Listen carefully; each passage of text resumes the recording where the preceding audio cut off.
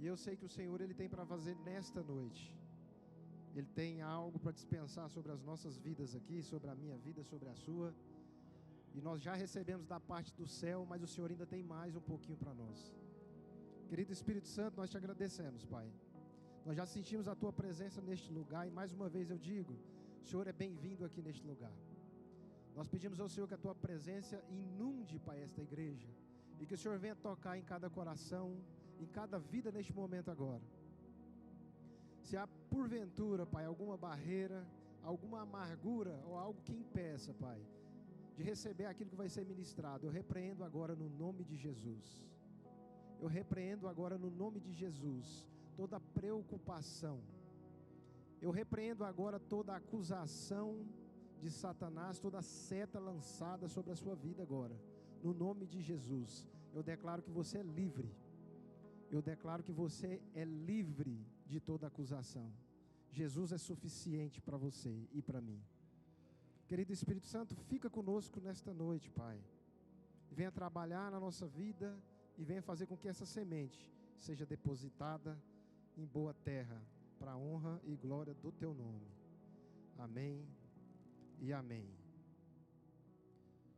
Meu irmão, quero que você vire agora para alguém que está do seu lado e pergunte para ele assim: você tem sido obediente a Deus? Será que de fato nós temos sido obedientes? Ou talvez a gente pensa que na nossa cabeça, com a nossa forma de pensar, a gente tem sido obediente? Eu quero falar um pouquinho nesta noite sobre a questão da obediência.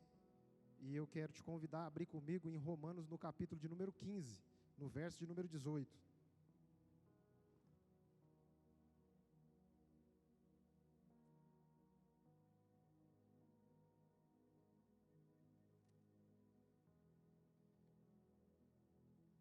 Romanos 15, verso 18.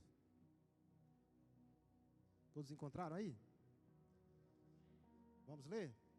O texto diz assim: não me atrevo a falar de nada além daquilo que Cristo realizou por meu intermédio para levar os gentios a obedecerem a Deus.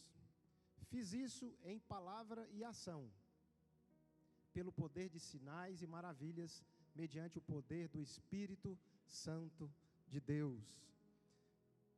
É interessante porque esse texto aqui, Paulo ele está escrevendo à igreja de Roma, e ele diz aqui mais uma vez no verso de número 18, ele diz assim: não me atrevo a falar de nada, exceto aquilo que Cristo realizou por meu intermédio, em palavra e em ação, a fim de levar aos gentios a obedecerem a Deus. Paulo ele enfatiza aqui algo muito importante nesses dois versículos que a gente leu, porque ele faz uma ênfase sobre a obediência. Ele estava falando aqui que ele queria conduzir os gentios a um lugar de obediência a Deus, através do que? Dos sinais e das maravilhas e por meio do poder do Espírito Santo. A gente vai ver essa ênfase do início ao fim da palavra sobre a questão da obediência. E todas as vezes que a gente vê sobre a palavra desobediência, a gente vai ver sempre muitas coisas ruins acontecerem. Se a gente observar no jardim, a primeira desobediência fez com que a raça humana caísse da presença do Senhor. A gente vai ver que a desobediência, ela também rejeitou reis, na época dos reis. A gente vai ver que muitas vezes desobediência fez pessoas serem condenadas. A gente vai ver que desobediência tirou muitas pessoas da presença de Deus. A desobediência fez com que a terra se abrisse e muitos hebreus morressem. A gente vai ver a palavra de Deus falar sobre a desobediência do início ao fim. Deuteronômio capítulo 28, ele fala sobre a escolha entre o bem e o mal, entre o caminho daquilo que é correto e entre o caminho daquilo que não é correto. Ele coloca nas nossas mãos o poder de escolha. E nós temos essa capacidade de escolher agora porque nós recebemos a Cristo. Eu quero falar de obediência porque é algo, irmãos, que talvez vai nos surpreender. Porque quando a gente começa a analisar, a gente começa a perceber que talvez o nosso coração não esteja tão assim em Deus. E talvez a gente precise reavaliar a nossa trajetória, para a gente perceber aonde a gente está. se realmente nós estamos num lugar que Deus tem se agradado, onde Ele é Senhor da nossa vida, ou se de fato nós estamos num lugar onde a gente acha que a gente está nesse lugar de submissão, mas na verdade a gente não está. Nós estamos falando, irmãos, sobre a nossa vida espiritual. Nós estamos falando daquilo que é mais importante para nós, que é o nosso relacionamento, vida com Deus, da promessa mais importante que Cristo fez mediante seu sangue, que é nos levar para um lugar de descanso. Nós estamos falando aqui de uma trajetória com o Senhor. Porque quando eu e você, nós recebemos a Cristo, uma porção da santidade do céu veio para mim e para a sua vida. Quando você aceitou Jesus, Deus, Ele parcialmente, Ele te santificou. Você vai começar a perceber a partir desse momento da santificação, naquele exato momento, você vai começar a perceber que algumas coisas vão começar a fazer sentido. Você vai ver que algumas coisas você vai começar a rejeitar por essa porção que você recebeu do céu. E agora, depois da nossa, salvação, dessa conversão, dessa regeneração, e regenerar significa restaurar a essência, tudo aquilo que um dia se perdeu. Nosso espírito estava morto, e agora nós fomos regenerados. E a Bíblia, ela traça todo esse direcionamento para nós, porque existe algo muito importante, porque a Bíblia fala que antes da conversão nós éramos filhos do quê? Da desobediência. Nós trilhávamos o nosso próprio caminho. Nós escolhíamos o que a gente ia fazer, da forma que iria fazer. A gente tinha nossos planos, nossos projetos. Aonde estava a nossa verdade? Em nós mesmos. Quem ditava as nossas próprias regras? Nós mesmos. E a Bíblia relata que nós éramos então filhos da desobediência. Só que hoje esse quadro mudou. Agora nós somos, filhos da obediência, como a Bíblia diz. Quem é filho da obediência aqui? Esse é o propósito que Deus tem para a nossa vida. Sermos filho da obediência. E é interessante porque em Romanos, no capítulo 5, verso de número 19, diz assim, logo, assim como por meio da desobediência de um só, muitos foram feitos pecadores, assim também por meio da obediência de um único só homem, muitos serão feitos justos. A gente começa a perceber que aquilo que aconteceu no jardim, Deus já tinha um contorno para tudo isso. Deus já tinha um plano já para tudo isso. Nada pegou Deus de surpresa. Nada fez com que Deus, olhasse e depois tentasse alguma coisa. Deus, Ele já pré-ordenou todas as coisas. E Ele já tinha um plano específico para nós, para que a gente andasse nessa questão da obediência. E agora, se nós estamos em Cristo, o que o inimigo das nossas almas tende a fazer? Ele tenta colocar em nós uma disposição na nossa alma para que a gente possa ser agora desobediente.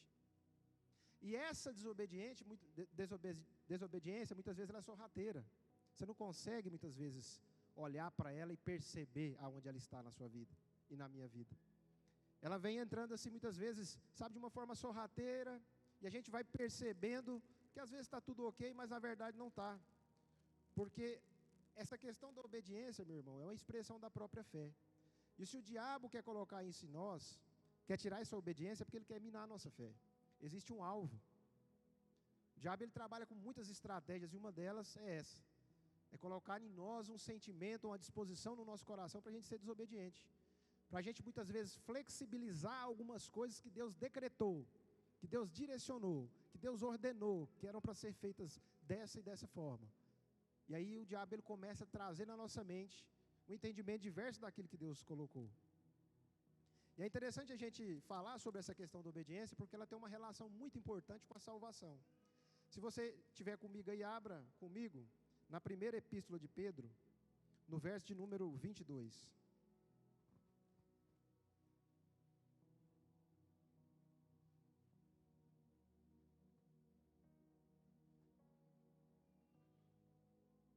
Coloca aí a primeira epístola de Pedro, capítulo 1, verso 22.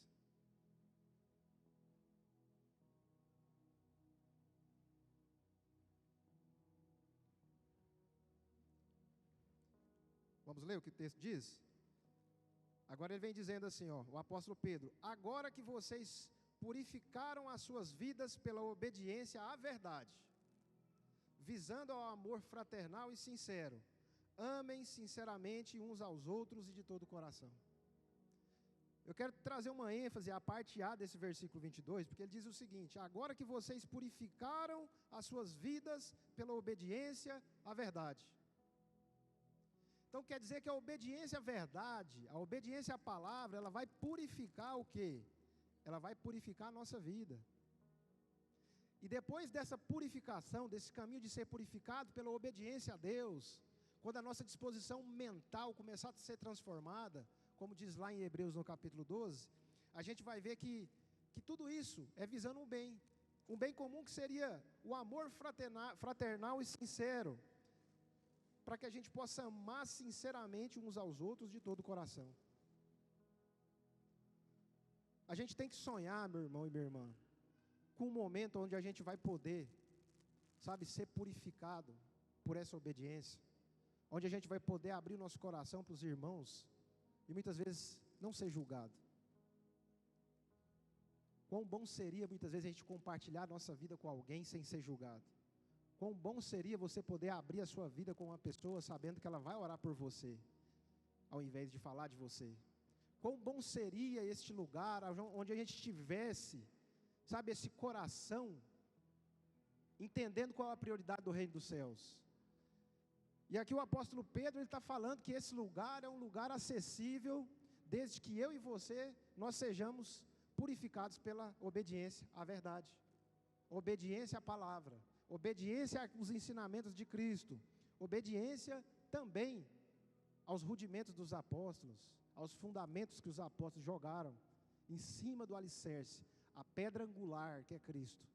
É nesse lugar que nós devemos estar. Porque hoje tem um entendimento muito equivocado, meu irmão e minha irmã, dizendo que o período da lei já se foi, que não existe mais lei sobre a igreja. Nós vivemos agora num período de graça, onde eu faço o que me convém, onde eu posso fazer as coisas e a lei do Senhor muitas vezes não está sobre mim, agora estou sobre o jugo de Cristo. Só que a gente está entendendo de forma parcial tudo aquilo que a Bíblia revela sobre a lei. Porque o apóstolo Paulo fala que a lei é boa, a lei é ótima, a lei é maravilhosa, porque ela expressa o caráter de Deus. Quando a gente olha para o livro de Levítico, para o Pentateuco, a gente vai perceber quão o Deus é santo, quão Deus é perfeito, o quão o nível do Senhor está alto, que por mais que eu tente alcançar, eu não consigo. A lei é para ser um espelho para mim e para a sua vida, para que você possa olhar e ver seu reflexo refletido. Você consiga ver, sabe, as manchas e as rugas na sua própria vida e na minha vida. A lei serve para isso. A Bíblia fala que quando há mudança de sacerdócio, aí é mudança de lei. Nós tivemos uma mudança de sacerdócio. A Bíblia diz que antes a ira do Senhor era aplacada pelo sacrifício de animais. Mas o livro de Hebreus fala que haveria de vir agora um sumo sacerdote que de uma vez por todas, ele iria agora estabelecer uma aliança. E essa aliança seria perfeita. E se há mudança de sacerdócio, há mudança de lei. Então, se há mudança de lei, a lei ela não ficou para trás, mas agora ela mudou. Agora é a lei e aí Cristo. A lei estar em Cristo agora como Ele sendo o seu Senhor. Porque a palavra Senhor na Bíblia, ela quer dizer algo muito profundo. No grego ela quer dizer Kyrios, que quer dizer o seguinte: comprador de escravos, um senhor. E nós somos esses escravos, que fomos adquiridos e comprados. Nós então agora saímos desse lugar de lei, para esse lugar agora de submissão a essa lei de Cristo, pela obediência, pela fé, para que a gente possa ser purificado, como o apóstolo Pedro disse, para que a gente possa começar a fluir nesse amor, mais do que qualquer coisa, meu irmão, minha irmã, mais do que dons, mais do que, sabe, talentos, mais do que qualquer coisa, Deus quer que a gente se manifeste no amor. Deus quer que a gente flua no amor, porque no amor, tudo aquilo que Deus, sabe, quer estabelecer na igreja, isso acontecerá. E a gente tem percebido que esse amor, ele tem esfriado.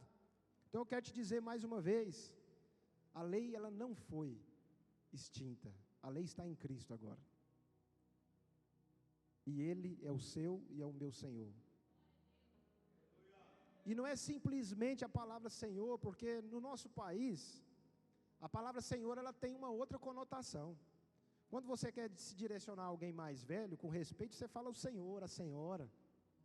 Mas a Bíblia quer dizer claramente que esse Senhor aqui quer dizer aquele que te comprou, aquele que te direciona, aquele que escolhe para você, aquele que sabe o que é melhor, aquele que pagou um alto preço para te adquirir, porque senão eu e você estaríamos na sarjeta hoje, da condenação, da acusação e do pecado. Nós fomos restaurados para um lugar de obediência, e esse lugar de obediência, ele precisa ser, sabe, vivificado em nós. Nós estamos relativizando muita coisa, meu irmão, minha irmã. Muitas coisas que são claras na palavra, a gente tem relativizado. A gente muitas vezes tem barganhado, a gente tem muitas vezes tentado deixar de lado, mas Deus é um Deus que quer que a gente ande nesse lugar de obediência. E existem dois tipos de obediência diferentes, que muitas vezes a gente vê na Bíblia, mas na verdade não são obediência, são desobediências. Eu quero compartilhar com vocês dois tipos. E a primeira é a obediência aparente. É aquela obediência que você olha e tem uma cara de aparência assim, de obediência a Deus, mas na verdade ela não é obediência, é desobediência. Se você estiver comigo aí, abre em Mateus capítulo de número 21. Mateus 21, verso 28.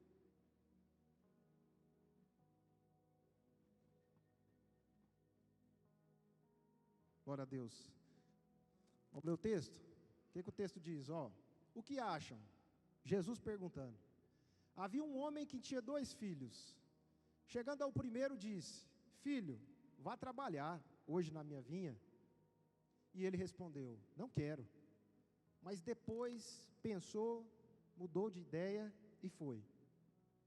O pai chegou ao outro filho e disse a mesma coisa. E ele respondeu: Sim, Senhor, mas não foi. Qual dos 2 fez a vontade do pai? O primeiro, responderam os discípulos. E Jesus lhes disse: Em verdade lhes digo, que os publicanos e as prostitutas estão entrando antes de vocês no reino de Deus. Isso é uma passagem muito conhecida, mas traz uma verdade daquilo que nós estamos falando essa noite. Existia aqui 2 filhos, e cada filho teve um posicionamento diferente na ordem do seu pai. Um filho disse que não ia trabalhar, mas ele refletiu, talvez ele foi, tocado por Deus, e aí depois ele falou: Não, eu vou, e foi. O segundo filho, Deus chamou e falou: Vem trabalhar. Ele disse que ia, mas acabou não indo. E Jesus pergunta para os discípulos: Quem que é aquele que agiu corretamente? Quem é aquele que foi justificado? A Bíblia diz claramente que mesmo aquele que disse que não ia, mas foi, esse é aquele que agiu corretamente. E no final, ele traz ainda aqui uma advertência. Ele diz assim: Os publicanos e as prostitutas estão entrando antes de vocês no reino de Deus. Por que ele diz isso aqui nessa parte desses versículos? Porque na verdade, o povo religioso, ele tinha só a aparência de ser um povo convertido. Era um povo que dizia que seguia a lei de Deus, que fazia as coisas que precisavam, mas na verdade eles não seguiam. E as prostitutas e os publicanos, que era, na visão deles, era a pior, classe de pessoas. Inicialmente eles rejeitaram, mas depois eles foram tocados e eles aceitaram a voz do seu Senhor. E ele faz essa comparação agora, e diz isso, que na verdade, essa é uma aparência de obediência. Muitas vezes a gente vem no culto, a gente recebe uma palavra aqui no púlpito. Quantas pessoas, homens e mulheres de Deus, já subiram aqui? Quantas palavras já foram ministradas neste lugar? Só no ano de 2024, quantas palavras você ouviu neste lugar? Quantas vezes nós ouvimos direcionamentos claros de Deus para a nossa vida? Desse altar. E o que nós estamos fazendo com essa verdade? Talvez aqui nós somos tocados, nós falamos: Deus, agora eu vou, mudar a minha vida. Agora eu vou orar mais. Agora eu vou buscar a Tua presença. Às vezes eu vou deixar aquilo que estava me impedindo de Te buscar mais profundamente. Quantas vezes nós falamos ao Senhor? Quantas vezes nós, muitas vezes, até, fazemos propósitos com Deus, mas às vezes no final a gente acaba não fazendo tudo aquilo que a gente prometeu. Essa é a aparência da obediência. A aparência da obediência, meu irmão, é desobediência. Isso é uma palavra dura, uma desobediência, mas se a gente finge que está obedecendo, só professa com os nossos lábios, se a gente só canta louvores sobre obediência e adoração a Deus, mas a gente nega a nossa fé, a gente nega a piedade, então isso é desobediência na nossa vida. E outro ponto que eu quero também dizer é sobre a obediência parcial. Essa é aquela obediência, meu irmão e minha irmã, que às vezes a gente até obedece a Deus em algumas coisas, mas não toda. A gente obedece até certo ponto, e até certo ponto a gente faz conforme a nossa vontade. Essa é a obediência parcial. E a gente vai ver na Bíblia muitas obediências parciais desse jeito, que foram reprovadas por Deus. Se você tiver com a Bíblia aí, abra comigo em 1 Samuel, no capítulo de número 13, no verso de número 8.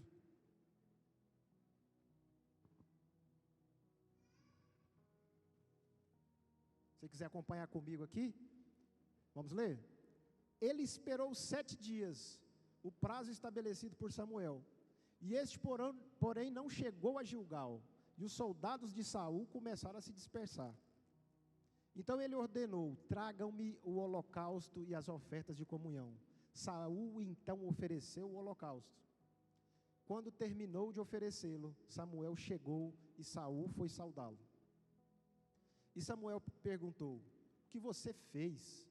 Saul respondeu: quando vi que os soldados estavam se dispersando, que não tinham chegado no prazo estabelecido e que os filisteus estavam reunidos em Miquimás, pensei: agora os filisteus descerão contra mim em Gilgal e eu não busquei o Senhor. Por isso eu me senti obrigado a oferecer o holocausto. Samuel disse a Saul: você agiu como tolo, desobedecendo ao mandamento que o Senhor, o seu Deus, ordenou a você.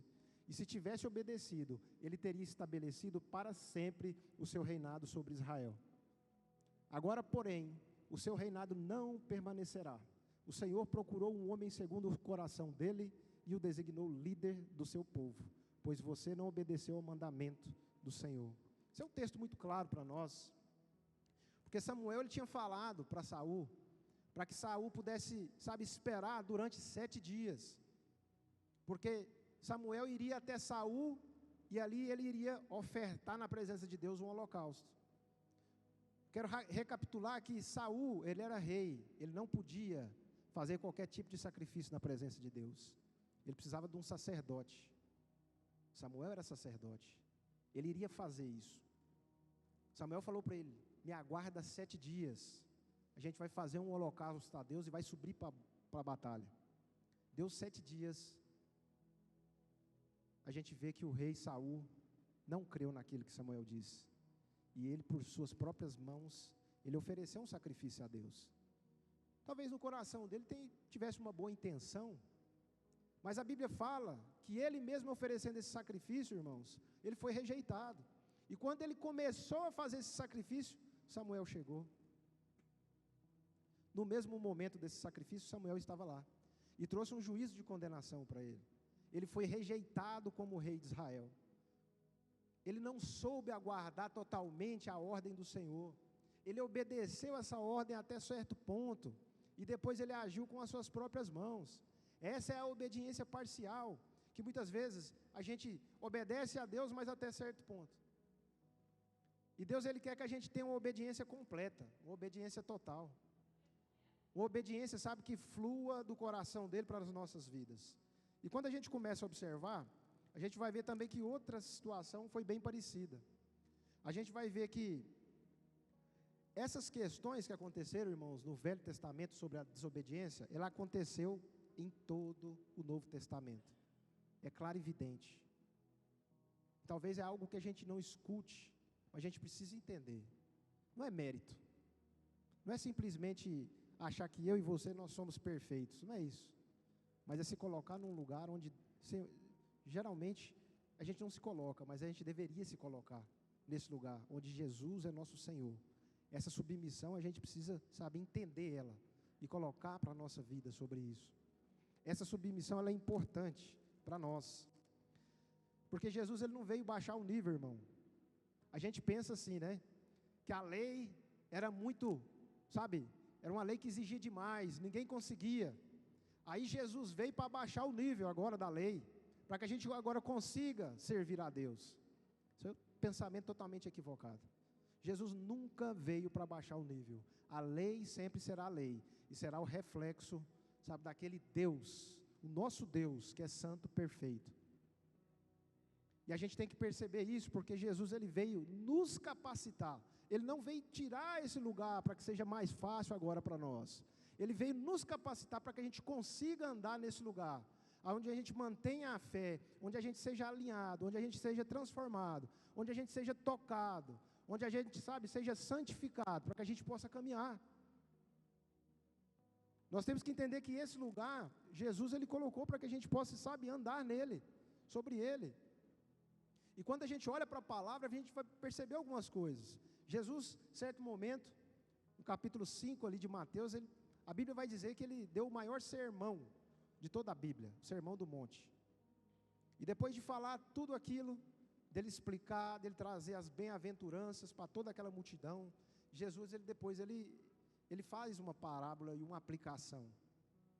Ele explicou o reino dos céus, ele explicou qual que é a nossa condição, que nós temos uma esperança. A maior pregação de Jesus foi o Sermão do Monte. E esse sermão, irmãos, é muito importante, porque depois dele, no capítulo 7 de Mateus, a gente vai ver um fechamento sobre tudo isso. Abra comigo em Mateus 7, 24.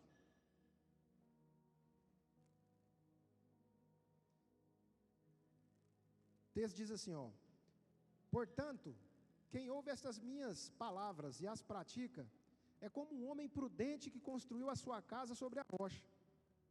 Caiu a chuva, transbordaram os rios, sopraram os ventos e deram contra aquela casa. E ela não caiu, porque tinha seus alicerces na rocha. Mas quem ouve essas minhas palavras e não as pratica, é como um insensato que construiu a sua casa sobre a areia. Caiu a chuva, transbordaram os rios, sopraram os ventos e deram contra aquela casa. E ela caiu, e foi grande a sua queda. Ele vem trazendo aqui uma comparação. Ele vem dizendo assim, ó: todo esse ensinamento que eu ministrei para vocês, que isso não seja somente uma informação, que isso sirva para que a sua casa, a sua vida, a sua família, ela seja edificada neste lugar de verdade. Jesus estava falando o seguinte: para que a gente possa deixar esse lugar de somente acumular o conhecimento, para fazer com que esse conhecimento ele transforme a nossa vida. É muito bom, irmãos, quando a gente começa a aprender, sabe, as revelações da palavra de Deus, quando Deus começa a ministrar isso sobre nós. Mas do que adianta eu passar uma vida tendo a revelação de Deus, se essa palavra ela não impacta a minha vida positivamente, se ela não gera nada, se ela não gera transformação, se ela não gera mudança? Qual é a importância de eu agregar um conhecimento que não vai transformar a minha vida só porque, sabe, eu não estou colocando essa verdade em prática? Se eu e você não colocarmos essas verdades em prática, isso aqui simplesmente é um livro, irmãos. Ele tem o poder de transformar porque é a própria expressão da palavra de Deus, e ele vem para a nossa vida, para impactar a nossa vida positivamente. Por quê? Porque eu preciso aplicar na minha vida essas verdades. Eu não preciso somente conhecer, mas todo esse conhecimento que nós temos até hoje, daquilo que já foi ministrado, daquilo que você já aprendeu, o quanto isso tem impactado você. Nós estamos só colecionando conhecimento, ou esse conhecimento está vindo impactar a nossa vida? Se a gente olhar para a palavra, a gente vai ver que os apóstolos eram simples, só que essa verdade veio ao encontro deles e produziu mudança, produziu, sabe, despertamento. A gente olha para um Pedro que negou Jesus, depois um Pedro que morreu e preferiu ser crucificado de cabeça para baixo, porque essas verdades entraram no coração dele. Ele era praticamente iletrado, uma pessoa simples, um pescador, e naquela época um pescador era rejeitado, assim como, sabe, aquele que cuidava de ovelhas, era uma profissão que eles rejeitavam, mas ele se deixou, irmãos, ser transformado e ser lapidado pela palavra. O Espírito Santo que foi derramado em Pentecoste transformou Pedro em uma outra pessoa. A gente observa a palavra, a gente vê claramente um Pedro que acompanhava Jesus de longe, depois que negou a ele, mas depois um Pedro que era, sabe, na presença de Deus, era um homem que com um só discurso, quase 5.000 pessoas foram convertidas. Esse é o peso da palavra que nós precisamos, irmãos. Jesus ele não está preocupado quanto você, sabe, tem aprendido da palavra, mas o quanto essa palavra que você aprendeu, de fato veio para você no seu coração e produziu mudança. O quanto você aprendeu dessa palavra e deixou ela produzir fruto em você. O quanto você aprendeu até hoje e ela, sabe, despertou o seu coração, para que você e eu, nós possamos estar nesse lugar mais, sabe, profundo com o relacionamento com o Espírito Santo. É isso que Deus quer de nós, irmãos. Que essa palavra, ela produza, sabe, em nós, mudanças. Porque nós estamos falando aqui de algo, daquilo que é mais precioso na nossa vida, da nossa salvação. E nós iremos um dia, irmãos, e isso é algo, sabe, que não dá para dizer ao contrário. Iremos estar na presença do Senhor para sermos julgados. E Ele requererá de nós, das nossas mãos, tudo aquilo que Ele depositou. Todo esse conhecimento que eu e você, nós temos o privilégio de aprender aqui, na internet, em qualquer lugar. Essa medida ela vai ser cobrada da minha e da sua vida. Deus ele quer que a gente se mova na piedade, irmãos. Piedade é o exercício da fé. Exercitar essas verdades, isso que a palavra já dispensou sobre nós, e com o conhecimento que nós temos até hoje, isso faça mudança. Nós temos algumas coisas que a gente tem lutado na nossa vida para sair, irmãos, mas Deus é fiel para fazer isso em nós. E se você tem lutado com algo e até hoje não tem saído desse lugar, eu quero te dizer que isso é um sinal que você tem perseverado e crido naquilo que Deus, sabe, prometeu para você. E um dia, irmãos, Deus pode arrancar com as suas mãos tudo isso que você tem passado. Só que nós precisamos permanecer nele. Nós precisamos estar obedientes com Ele. Nós precisamos estar unidos com Cristo na vide para receber essa seiva, porque nós precisamos realmente caminhar neste lugar que Deus chamou de obediência. Porque a obediência ela libera coisas espirituais, irmãos, profundas na nossa vida. A obediência ela tem total ligação com a frutificação em nós. Talvez eu e você, a gente olhe para a nossa vida, a gente não vê tanto fruto assim. Quanto tempo eu e você, nós temos, muitas vezes, de conversão. E essa frutificação, ela só vai aumentar. Ela só vai, sabe, ir além daquilo que a gente consegue contemplar com os nossos olhos. Quando a gente começa a perceber que a obediência, ela precisa vir em primeiro lugar. E é muito interessante que o presbítero Genésio abriu essa palavra hoje com essa palavra obediência. E Jesus falou para mim, é isso que eu quero que você pregue essa noite. Porque quando a gente sobe aqui no púlpito, a gente fica falando assim, Senhor, o que é para ser falado? E a gente tem que ter temor no nosso coração, para saber o que nós precisamos ouvir da parte de Deus, e não aquilo que o pregador quer pregar. Deus ele quer nos despertar, irmãos, porque Ele fala sobre essa casa, que ela foi edificada na areia, e se a gente viver essa vida de desobediência, qualquer revés que acontecer conosco, nós estamos fadados a cair, e não mais levantar. Mas a Bíblia fala que é aquele que edificou a sua casa na rocha, irmãos, veio a chuva, veio o vento, veio a tempestade, e essa casa não saiu do lugar. Ela permaneceu em meio a todas as circunstâncias. E pode ter certeza, um dia ou outro nós iremos ter muitos revés na nossa vida. Porque Jesus nunca prometeu que nós iríamos passar essa vida tranquilamente. Ele nunca, sabe, ofereceu para nós tranquilidade. Mas Ele ofereceu para nós consolo e conforto. Ele ofereceu para nós um jugo e um fardo que nós podemos levar. Mas eu quero te dizer que é um fardo e ainda é um jugo, que é algo que eu ainda preciso levar. Eu deposito sobre os pés dele aquilo que eu não consigo. E agora eu levo o fardo e o jugo que vem da parte do Senhor. Porque é leve, porque é suave, porque nos leva para a vida eterna. É esse lugar de obediência, irmãos, que nós precisamos buscar. É esse lugar, nesse patamar. Talvez agora você comece a perceber, e eu e você comece a pensar, mas talvez seja um lugar um pouco inacessível para mim. Talvez pela minha fé, pelo meu lugar que eu estou, ainda não consigo estar nesse lugar. A Bíblia diz que quando Jesus morreu, Ele diz, eu preciso voltar para o Pai, mas eu não vou deixar vocês órfãos. deixarei um outro Consolador. Esse Consolador, o Espírito Santo de Deus foi depositado dentro de mim, dentro de você. Não foi um depósito qualquer, meu irmão. A Bíblia fala que nós somos vasos de barro, cheio de um óleo precioso que vem do céu. Esse óleo é o próprio Espírito Santo, a pessoa dele, não é um poder, é uma pessoa. É o próprio Deus que criou todas as coisas, está dentro de mim, dentro de você. É Ele que escancara, é Ele que revela, é Ele que restaura, e é Ele que te conduz nesse lugar de obediência. Talvez nós estamos falhando de andar nesse lugar, porque a gente tem esquecido de se relacionar com Deus. E como eu vou ter o direcionamento para a minha vida, para que eu possa andar em obediência, se eu já desliguei do Senhor? Se eu não me relaciono com o Espírito Santo? O único que pode me ajudar, o único que pode clarear a minha mente, que pode me dar os direcionamentos que eu preciso, eu tenho me afastado dEle. Deus nos chama neste dia, meu irmão, nesta noite, para que a gente possa andar mais com Ele, na presença do Senhor, se relacionar com a pessoa do Espírito Santo, porque é Ele que vai trazer para nós aquilo que nós precisamos. É Ele que glorifica Jesus.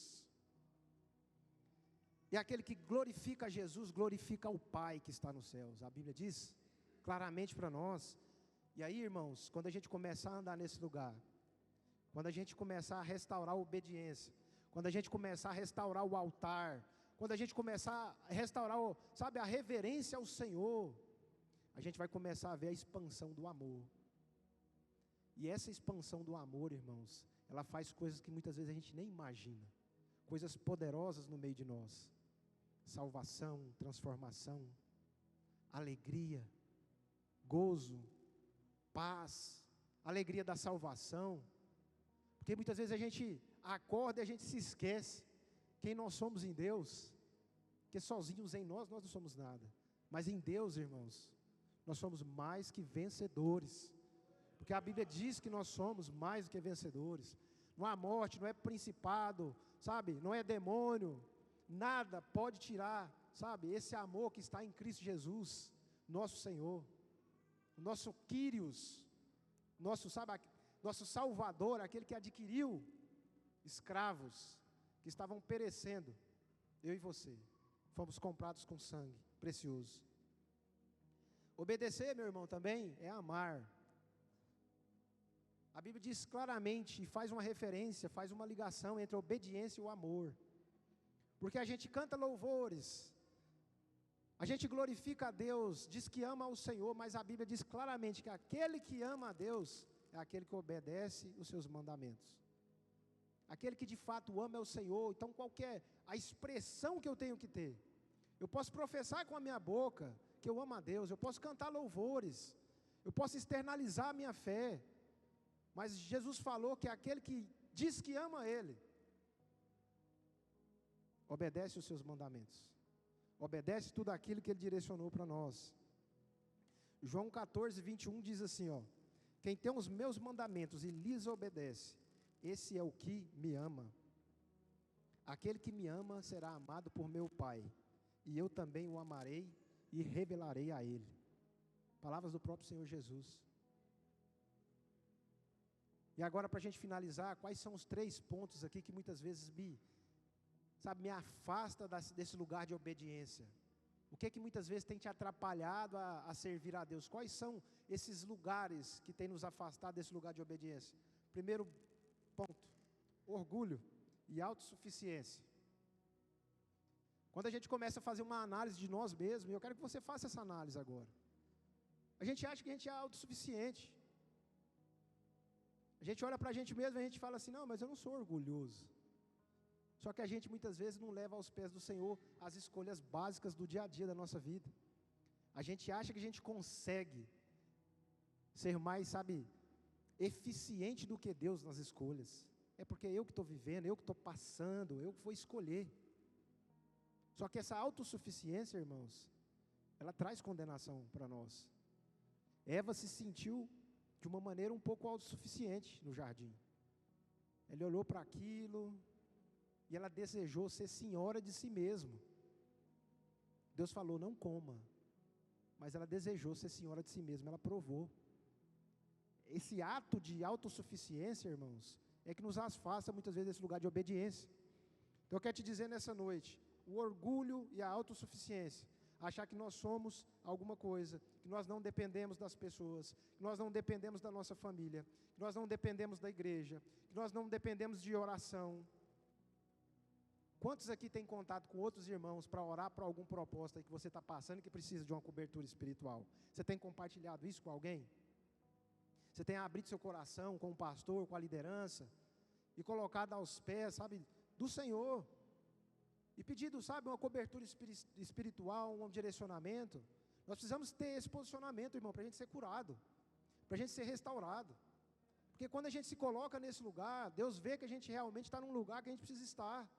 Todos nós, eu e você, nós precisamos estar nesse lugar. Segundo ponto, medo e pressão da circunstância. Quantas vezes nós já sentimos medo mediante aquilo que a gente vive no dia a dia? Quantas escolhas grandes a gente tem que fazer? Escolhas que muitas vezes vão impactar diretamente na nossa vida. Às vezes a gente tem medo. Eu quero te dizer que eu e você, talvez nós até podemos ter um certo receio de algumas coisas, mas Deus está conosco. Deus nunca vai deixar você tomar uma direção errada se você depositar em obediência nos pés dEle. Você nunca vai ser surpreendido de uma maneira negativa se você confiar nele todos os detalhes da sua vida. Inclusive até mesmo a roupa que você vai vestir.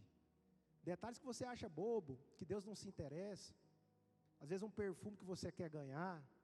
Às vezes algo simples no seu coração, você fala, Deus não está se importando com isso. Deus está. Ele quer que você se mantenha em relacionamento com Ele. Deus está atento à sua oração. Deus é seu Pai, irmão. A gente tem que viver nesse lugar de obediência para a gente começar a provar coisas, sabe, tremendas.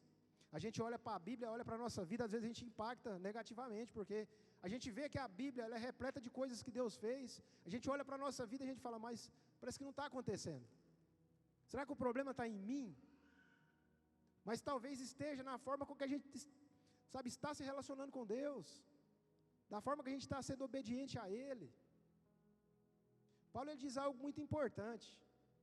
Ele diz assim, ó, digo eu, não Senhor, que a pessoa não se case.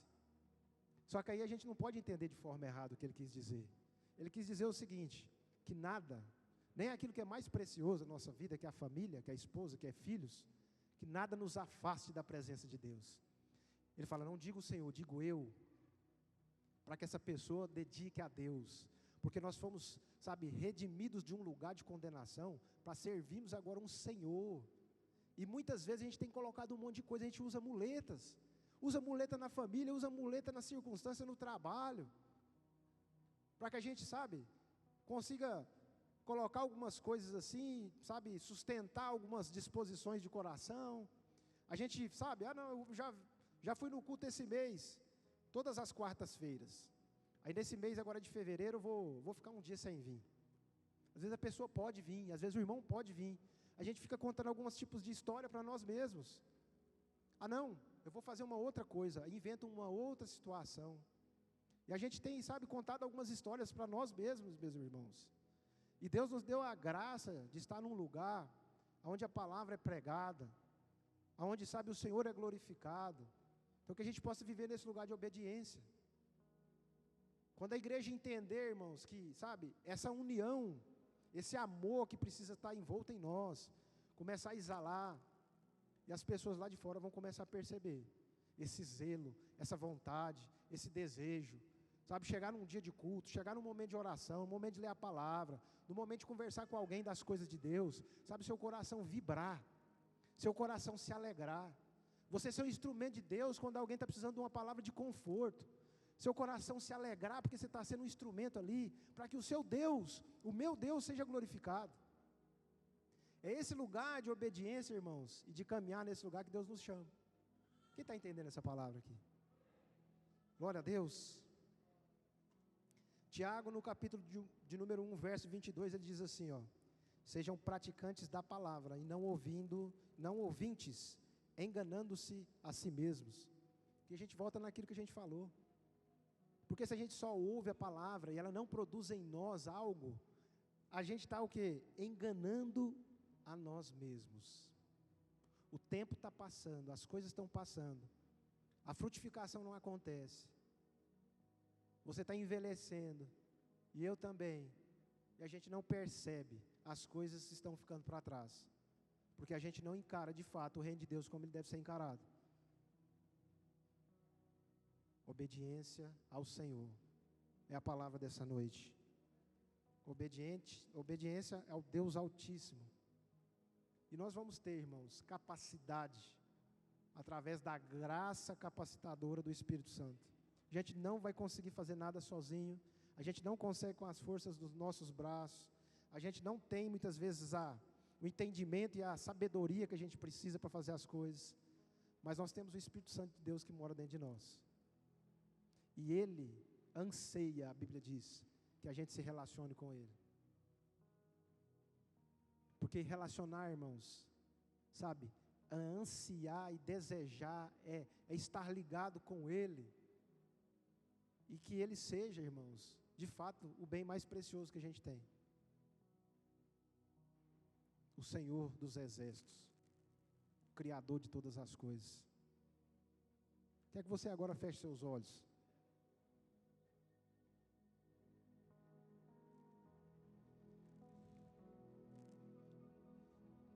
Você ouviu essa palavra agora, talvez foi uma palavra simples para o seu coração, mas aquilo que Deus tem para nós é um direcionamento que vai mudar e transformar a sua vida e a minha vida.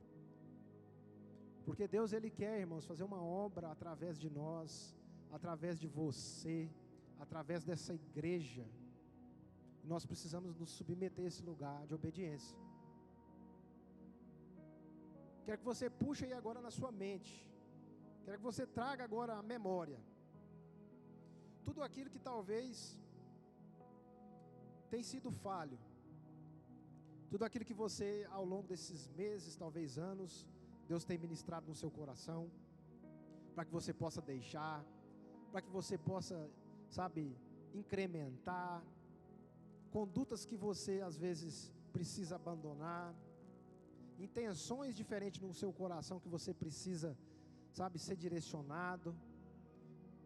Querido Espírito Santo, traga agora, Pai, na nossa memória, tudo aquilo que nós precisamos, Pai, tudo aquilo que o Senhor olha em nós, com seus olhos como chama de fogo, olhando sobre a terra, que nada passa despercebido. Eu quero que o Senhor traga a memória aqui, no nome de Jesus, Pai, tudo aquilo que nós precisamos, tudo aquilo que nós precisamos ser tocado, as áreas, Pai, os direcionamentos, a disposição de coração, Deus, tudo aquilo, Pai, que nós precisamos, vem trazer agora em memória.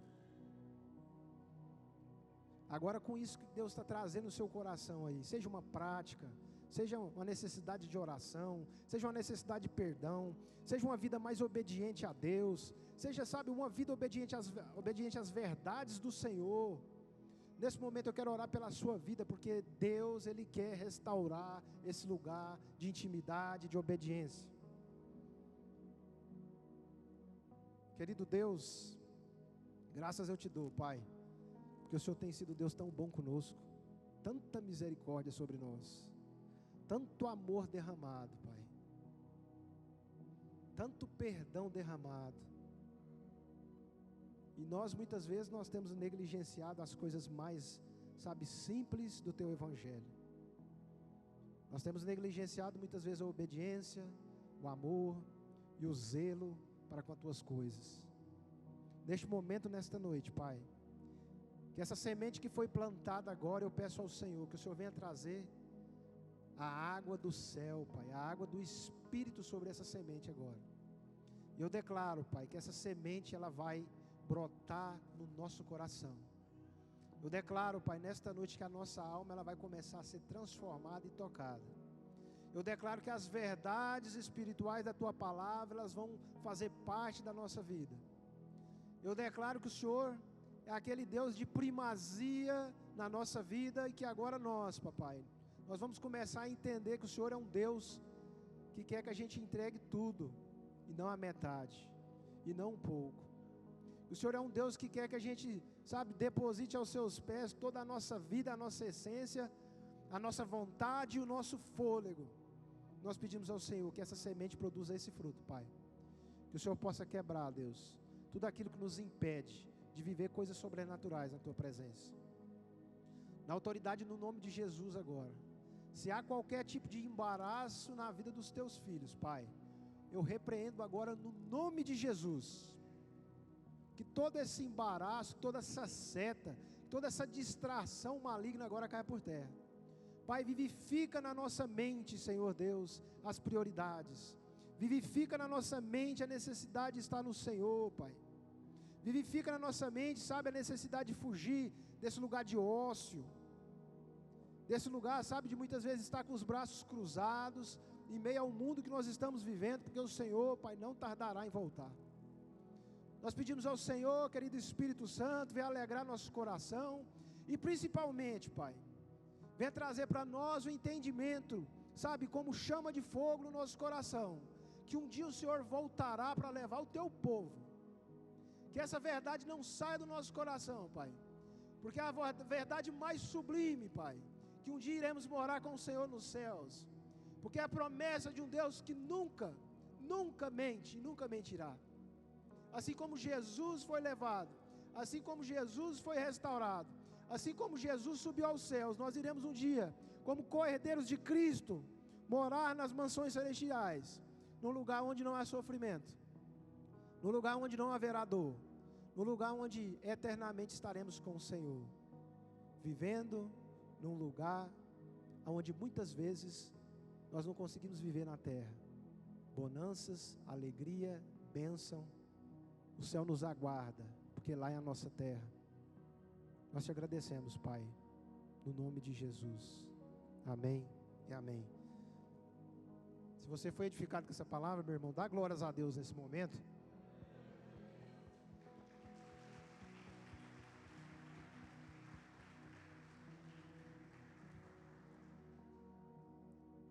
Coloca de pé.